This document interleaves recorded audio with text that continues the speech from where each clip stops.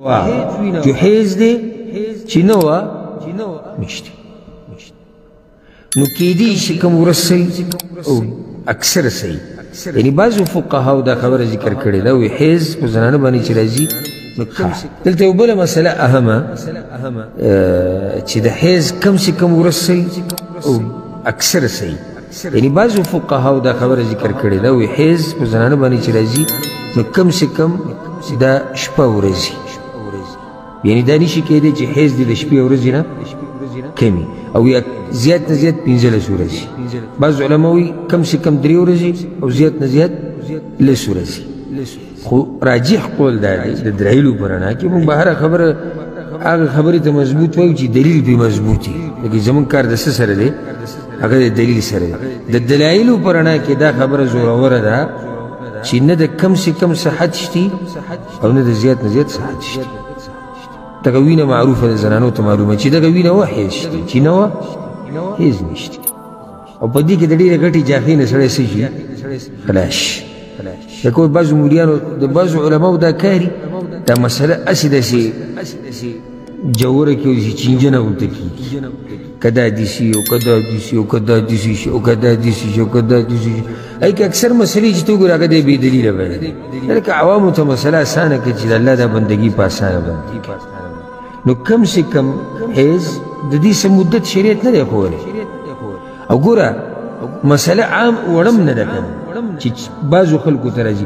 امت دو قسمہ دے نارینا زنانا یعنی دا مسئلہ ورد دا امت دا لوی خلقو سر تعلق سایتی نو پکار دا وچی رسول صلی اللہ علیہ وسلم پس صفال فازو کے ویلے وے چی دا حیز کم سے کم مدد دومرا دا زیاد نزیاد دومرا دا خودی سینے دیویلی چینی دیویلی بیدا خلق پرید دا قشا چی دا حیز وی نوا جو حیز دے چی نوا نشتی نو کیدیشی لسو رزیشی لیکن اکثر شپگو رزی کیدیشی لش کیدیشی پینزل لش چی سو پوری دا گوینا دا حیز دے وس عجیبه خبر دا کم علماء چې دا وی زیات نه زیات ورځي د حیز سودی لس او بعض وی 15 لس عجیبه څه ده لکه یو زنانه د نن لسمه ورځ ده او بیماری پېشتي سبا یو لسمه د دقه بیماری شتي خو سبا حیز نه دی نن حیز عجیبه نه ده او مکه بیماری چې پرون وا هغه حیزو نن هغه څه دی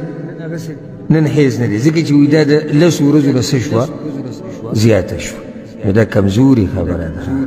بلکه بعض زنانه خو هغه دي چې سره په حیز نه راځي او بعض زنانه هغه دي چې هغه باندې څو ګنټو دپاره حیز راځي نو هغوی ته به څه وایو چې ستاسو دا حیز نه دی ځکه چې کم سے کم شپه ورځ ده یا 3 ورځې او 3 شپې دي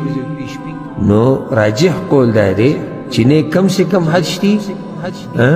او نه د زیات نه زیات صحت شتي او نه په منځ کې د طهارت صحت شته چې لازم به زنانه دو حیزو په منځ کې دومره ورځې پاک کړي نه هېڅ حد شریعت نه دی ښوولی چې شریعت حد نه دی ښوولی نو موږ پکې د ځان نه ګوتې نشو وهلی